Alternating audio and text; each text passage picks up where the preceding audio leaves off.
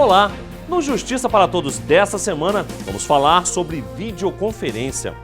A tecnologia é uma aliada da Justiça para dar rapidez aos processos. Somos agora todos conectados com o mundo inteiro com um clique. Então a Justiça não pode ficar atrás. A Justiça tem que se modernizar para atender a população que exige uma celeridade, exige uma modernidade também. Você vai conhecer o sistema que ajuda a encurtar distâncias. A videoconferência ainda economiza dinheiro dos cofres públicos. A mudança deve aposentar as chamadas cartas precatórias, a forma antiga de se realizar audiências à distância. E o futuro reserva mais avanços? Nós precisamos estar todos, juízes, partes, advogados, preparados para essa nova realidade, que certamente será uma realidade revolucionária. Você vai saber a opinião dos juízes e qual é o efeito prático da videoconferência na Justiça Federal. Economia de tempo, o próprio juiz ouve, das pessoas que não têm que se locomover, viajar para outros estados, então eu acho que veio para ficar mesmo. Então não saia daí, o Justiça para Todos está só começando.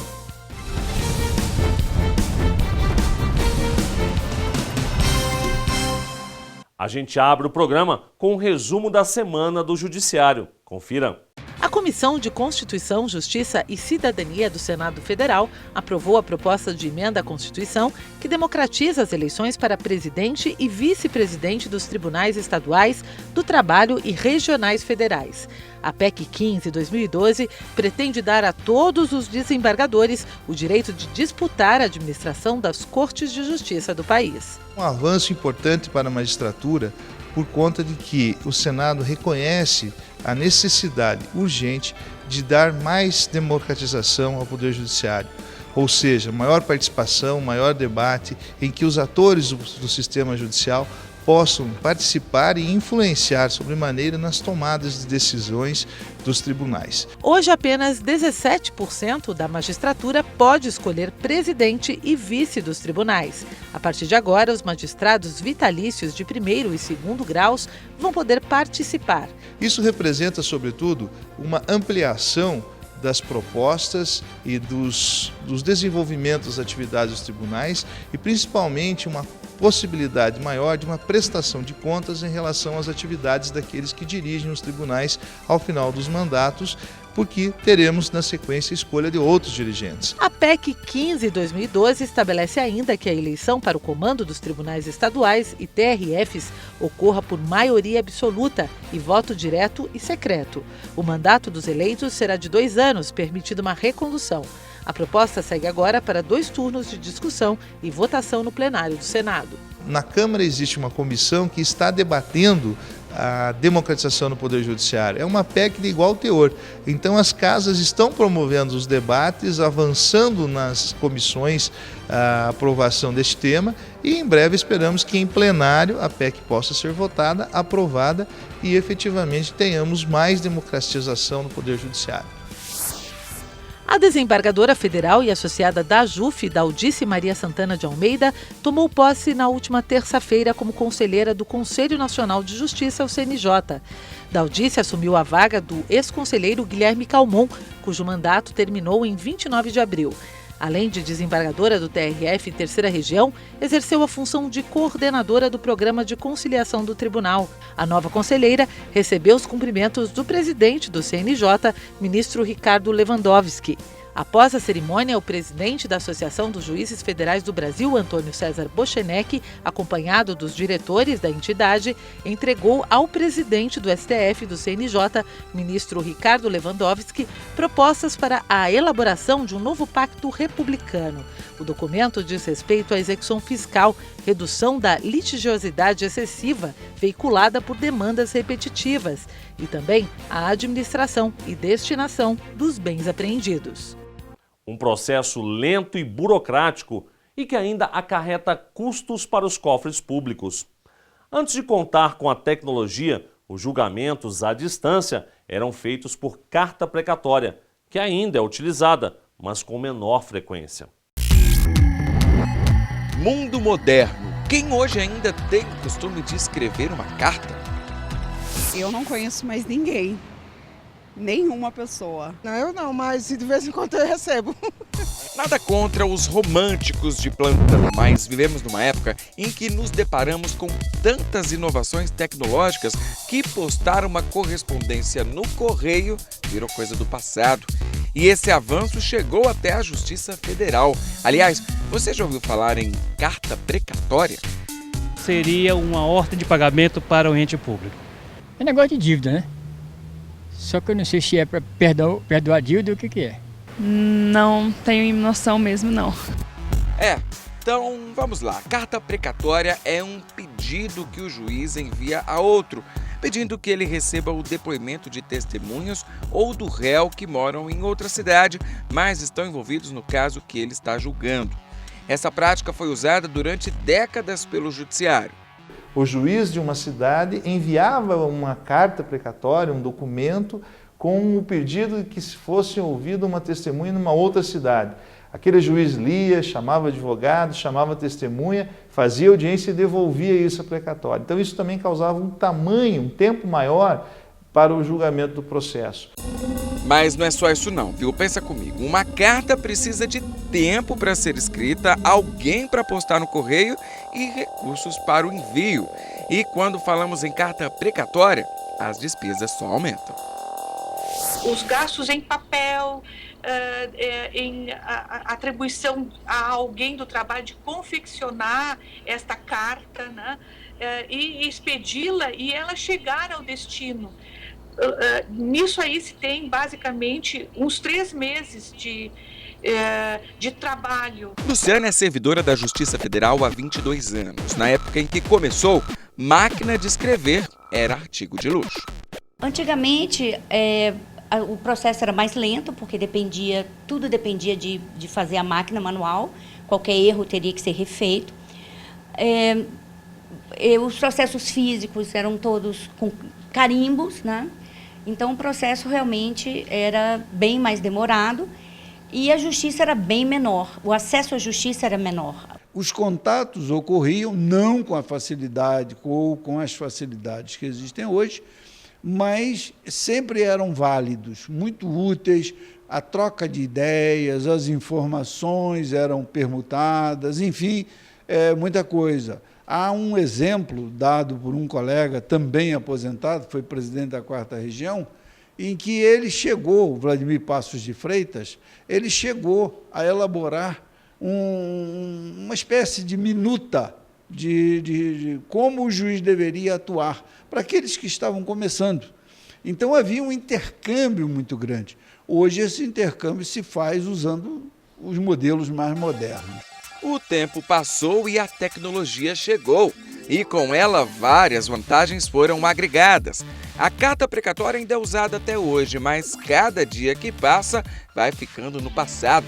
O futuro nos julgamentos chegou e tem nome: videoconferência. Nós estamos na época digital, nós somos agora todos conectados com o mundo inteiro com um clique.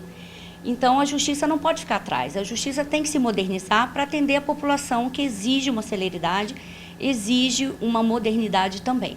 Então, a videoconferência, ela é mais um avanço no judiciário, né? Porque ela acelera o processo, ela diminui os custos, né, para o judiciário e para a população que paga os impostos, e faz com que essa resposta à comunidade seja mais rápida. Com a videoconferência, o próprio juiz que vai julgar é que vai perguntar aquilo que ele tem que perguntar, é ele que vai ouvir a testemunha, é ele que vai ouvir o réu, ele que vai ver a pessoa que tá fazendo o relato dela naquele momento, vai colher diretamente as impressões, né? Então, realmente, os benefícios são de 2 ordens, assim, celeridade e qualidade na produção da prova, né?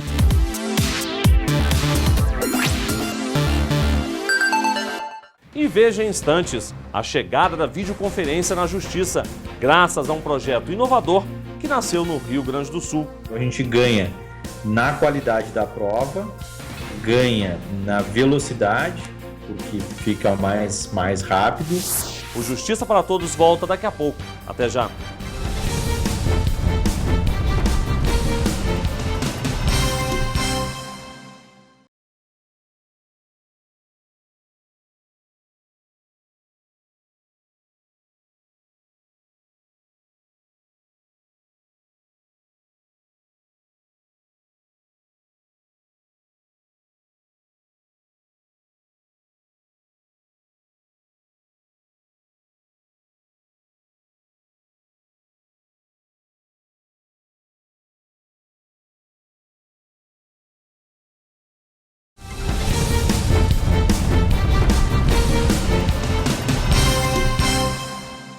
Agilidade a um custo bem mais baixo. A videoconferência nos julgamentos a longa distância chegou primeiro ao sul do país. Isso graças a um projeto do Planejamento Estratégico da Justiça Federal. Tecnologia, ela ganhou um significado e tanto no judiciário. Veio para ficar e inovar a gestão. Representa não só a modernidade, como principalmente a celeridade.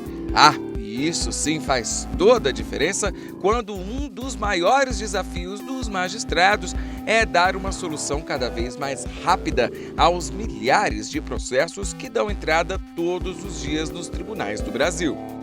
As novas tecnologias, elas são importantes para toda a sociedade, em especial para o judiciário. O judiciário não é mais concebível a partir de folhas de papel e da forma tradicional. A evolução tecnológica foi tão grande que ultrapassou os sistemas de gestão interna e chegou até a esfera processual. E sabe o que foi determinante para isso acontecer? A implantação do processo eletrônico. Ele é uma realidade e o futuro para o Poder Judiciário. Existem dados empíricos que demonstram que cerca de 70% do tempo de tramitação de um processo dá-se na Secretaria das Varas e não no momento do juiz prolatar despachos, decisões, sentenças ou mesmo as manifestações das partes. Então é preciso que se use a tecnologia para se aproximar as partes e os advogados do Poder Judiciário, seja através das intimações realizadas por meios eletrônicos, seja mesmo através da videoconferência que evita a expedição de cartas precatórias e outros atos processuais para se realizar a prestar jurisdição ao jurisdicionado que se encontra em grandes distâncias. A tecnologia, ela de forma geral, ela veio para um sinal do nosso tempo e está revolucionando a sociedade. Então, hoje em dia, os intermediários estão sendo banidos, os novos aplicativos aproximam as pessoas, o mundo inteiro está conectado. E essa revolução não poderia deixar de chegar também aos poderes públicos, e ela chegou muito rapidamente ao Poder Judiciário. A morosidade sempre foi uma crítica feita ao judiciário, não é mesmo? Essas pilhas enormes de processos só atrasavam ainda mais a solução de conflitos. Mas o papel está dando lugar à tecnologia. A chegada da videoconferência realizada em salas como essa aqui em Brasília tem contribuído e muito para a solução de milhões de litígios em tribunais de todo o país. A gente ganha na qualidade da prova, ganha na velocidade, porque fica mais rápido, ganha no fato de evitar o retrabalho, porque aquele juiz que recebe a precatória, ele tem que estudar o processo, se inteirar, para daí fazer as perguntas. Mais agilidade a um custo menor? Tudo que a justiça brasileira precisava. O sistema mudou por completo uma das principais fases do processo. E todo mundo ganha com isso. Antigamente, quando se tinha um réu ou uma testemunha fora do estado onde tramitava o processo, era necessário fazer ou uma carta precatória para um outro juízo realizar a audiência ou trazer esse réu para o estado onde estava sendo feito o processo, tramitando esse processo. Isso envolvia escoltas, viaturas, policiais federais, custos de passagem, custo desse deslocamento todo. No Brasil, a primeira a substituir totalmente a carta precatória pela videoconferência foi a primeira Vara Federal Criminal de Porto Alegre. A ideia foi utilizar já os equipamentos que havia de videoconferência, que eram usados para reuniões, que eram usados para cursos. Então, se aproveitar essa estrutura, a própria Infovia, a estrutura que já existe entre os órgãos da Federal, para realizar as audiências, de um modo sistemático. Essa foi a grande... Porque assim, já se fazia, eventualmente, aqui e ali, alguma audiência. Mas a nossa ideia era efetivamente suprimir a carta precatória. O sistema desenvolvido faz parte do Planejamento Estratégico da Justiça Federal no Rio Grande do Sul, coordenado pelo juiz federal José Paulo Baltazar. Entre os eixos estão a celeridade na prestação processual e a eficiência. Então, esses dois são atendidos na videoconferência de um modo muito intenso.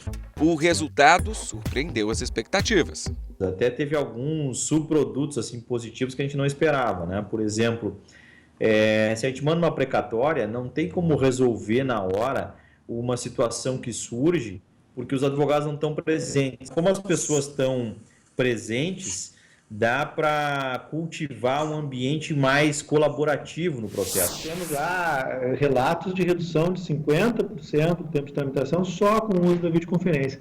Então, o primeiro grande impacto é na celeridade.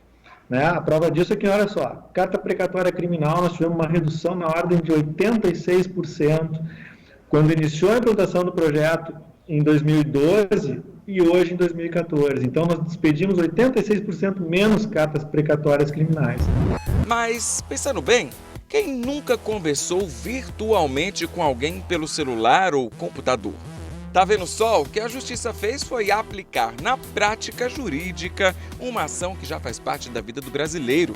E é justamente esse o caminho, acompanhar as mudanças da sociedade, porque, no final das contas, é ela a maior beneficiada com o bom funcionamento da Justiça.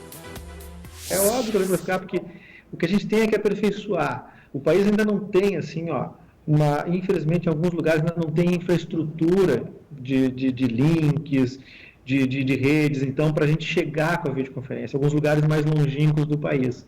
Mas, de um modo geral, a maioria das cidades de porte médio e grande, elas têm condições de usar a videoconferência. Além de desburocratizar o acesso à justiça, permite que você tenha um tempo de tramitação do processo mais racionalizado. Economia de tempo, o próprio juiz ouve, das pessoas que não têm que se locomover, viajar para outros estados, então eu acho que veio para ficar mesmo.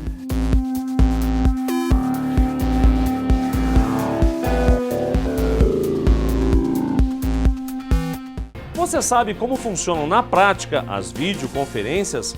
Confira no próximo bloco. A videoconferência, o juiz consegue ver a testemunha, consegue ver a parte, ainda que ela esteja a centenas de quilômetros, sem intermediários. O Justiça para Todos volta em instantes. Até já!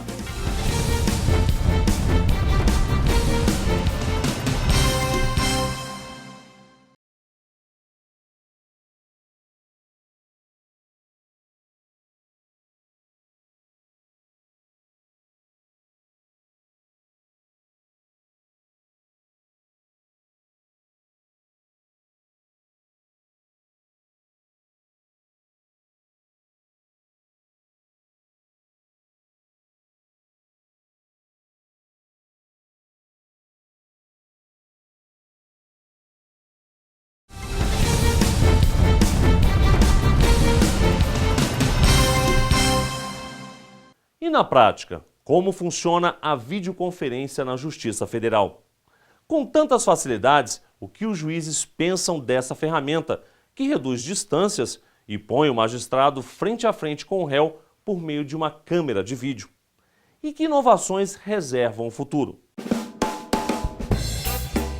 Lá em 2003, pouco se falava sobre videoconferência na Justiça. A forma virtual de julgar ainda era vista com ressalvas por parte dos magistrados, mas não pela então juíza federal Marga Inja, que mesmo 12 anos atrás já era defensora do sistema. Ela fez parte das primeiras videoconferências realizadas pela Justiça Federal no Brasil. A minha experiência de implantação da videoconferência se deu em razão de oferecer a sustentação oral para os advogados durante o julgamento. Isso foi em 2003.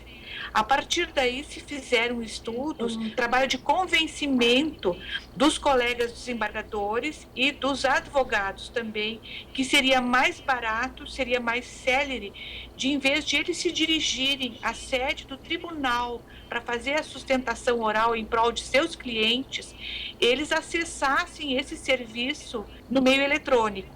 Funciona assim: uma câmera é acoplada ao computador onde o réu ou as testemunhas serão ouvidas.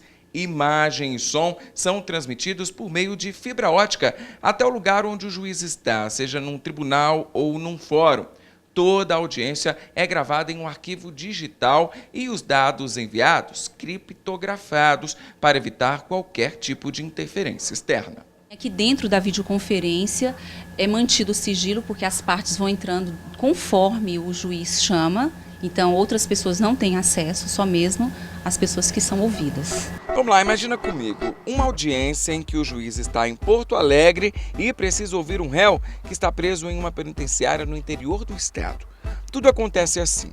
Advogados, testemunhas e promotores permanecem na sala do juiz durante a videoconferência. No presídio, o detento fica em uma sala especial, tendo direito a um advogado, além de um funcionário da casa. O juiz tem autonomia para operar a câmera de vídeo dentro do seu gabinete. Ele pode aproximar imagens ou ampliar o campo de visão por meio de um controle de uma lente grande angular instalada na câmera do presídio. O preso e o advogado podem se comunicar por telefone sempre que acharem necessário. A conversa é reservada e em sala separada. Ao final da audiência é impresso o depoimento do preso. Ele confere, assina e o documento é reproduzido em meio digital por meio de uma câmera fotográfica de documentos, tipo um scanner, e depois anexado ao processo pelo juiz. Pronto, audiência encerrada.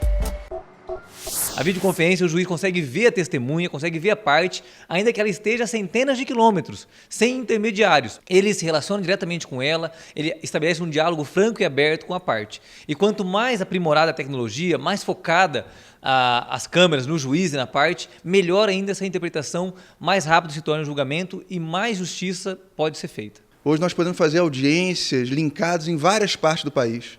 Um juiz pode escutar pessoas em 5, 6 localidades diferentes ao mesmo tempo. Isso é muito importante.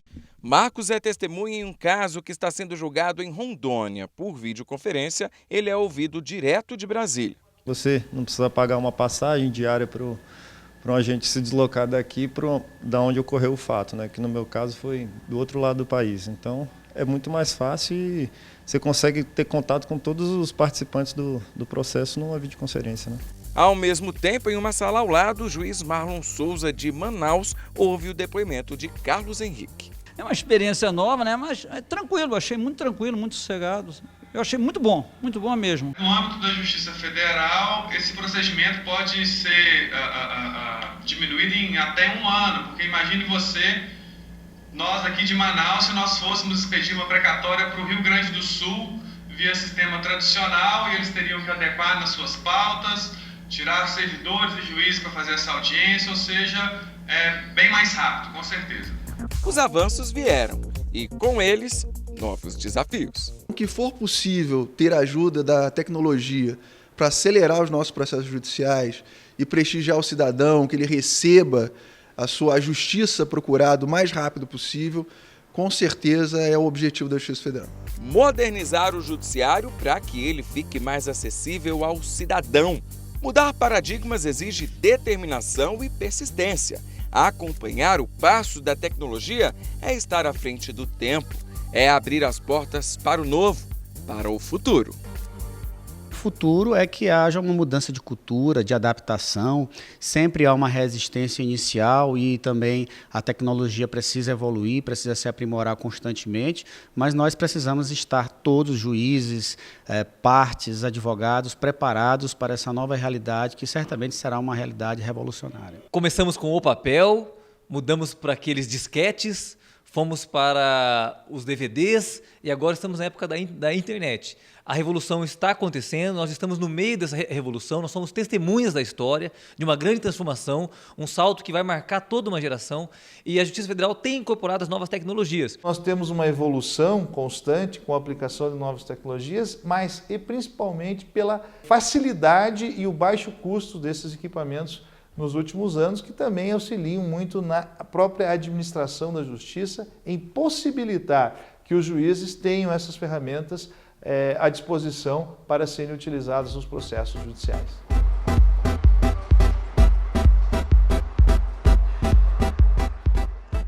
E o Justiça para Todos de hoje termina aqui. Participe enviando a sua sugestão para o e-mail imprensa@juf.org.br.